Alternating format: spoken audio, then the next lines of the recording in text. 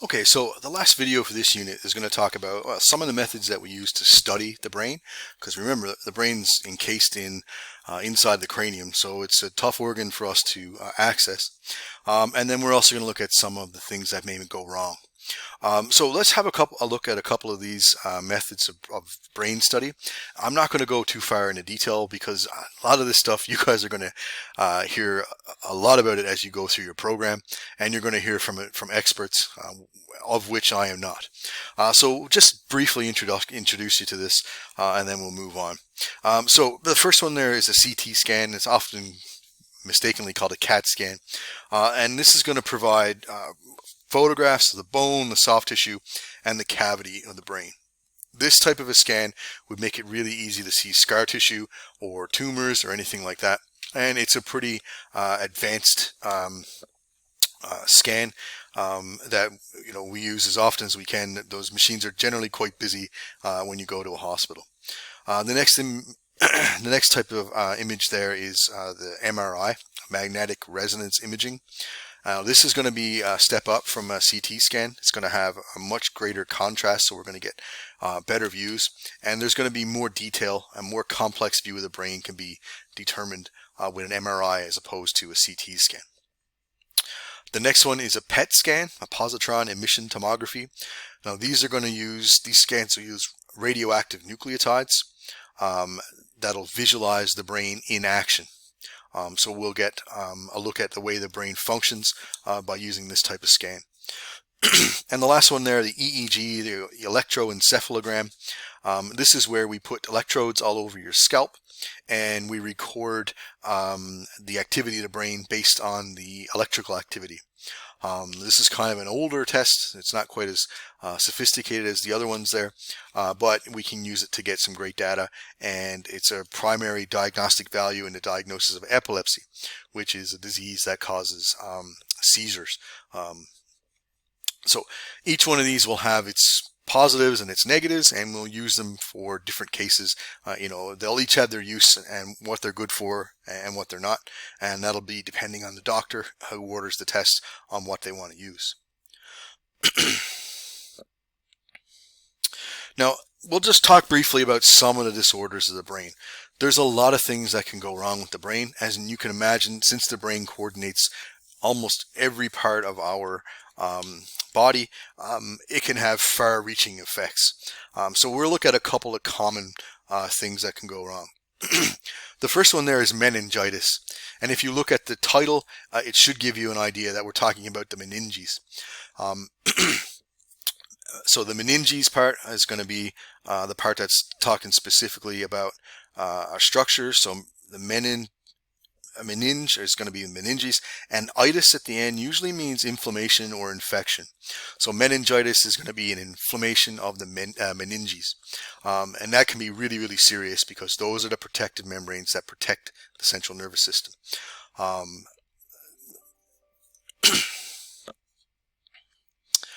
So that can be a pretty serious condition, and it can be caused by bacteria or virus, so it's something that can be contagious. We got to watch out for that. The next thing there is a stroke. Now a stroke is a blood clot that forms within the circulatory system in the brain, and it can block flow to the brain. Now what happens if blood flow is blocked to the brain? Then it's possible that certain parts of the brain can suffer damage, or it can actually die a little bit. In that case, depending on where the stroke happens, you can have different functions impacted. So if it happens in a motor area, then you may see somebody who has paralysis. Generally, it'll happen on one side of the brain, which will cause paralysis on the opposite side of the body. So depending on where a stroke is, it can be relatively minor, or it can be quite serious. Either way, a stroke is a serious injury. You can have physical injury. If you hit your head hard enough, you can cause bleeding within the brain, and this can cause pressure, and it can have a really negative effect on the brain, since there's no room for the brain to swell up since it's inside the cranium. So it can be a pretty serious injury. And then you can also have degenerative diseases. So as we grow older, the brain starts to break down structurally, and as a result of that, we get symptoms of these diseases that we've listed here: Parkinson's, Alzheimer's, or multi-infarct dementia. There's a lot of things that can go wrong as we get older and the brain starts to degenerate a bit. One common injury, brain injury, is a concussion. I did talk about in this in one of these classes, but a concussion is a temporary but very sudden loss of consciousness. It's caused by trauma or a blow to the head. It can cause problems with your vision. It can cause problems with your equilibrium, your balance. Some of the things that indicate a concussion would be first a bad headache, because you've had trauma to the head. You can be drowsy, although you shouldn't let a person who's got a concussion go to sleep. You should keep them awake.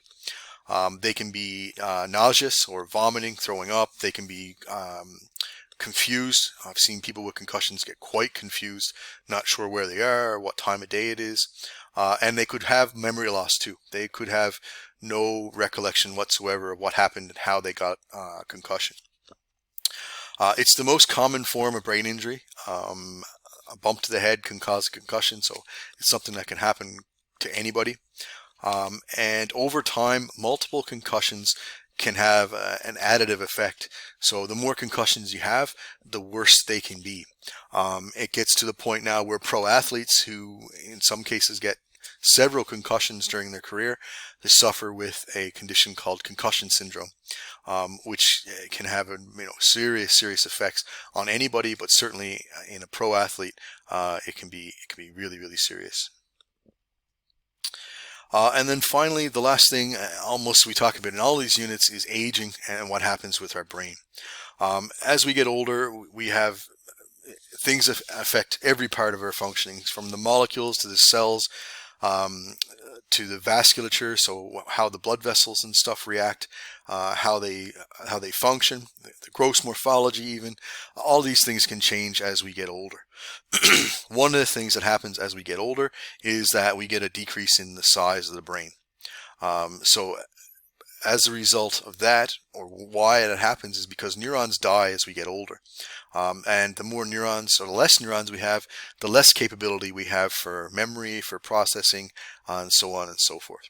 So as a result, as we get older, we could have decline in memory, not fully understand or relate to certain things in memory. So confusing time zones, confusing time periods, confusing people.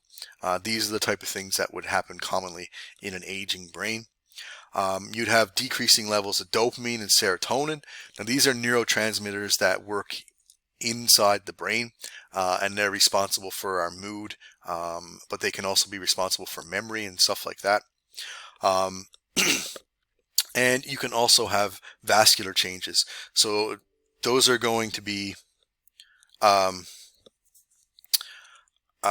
changes in arteries or in blood vessels. That's going to reduce blood flow, which can cause increase in blood pressure, which sadly can increase the chances of a stroke.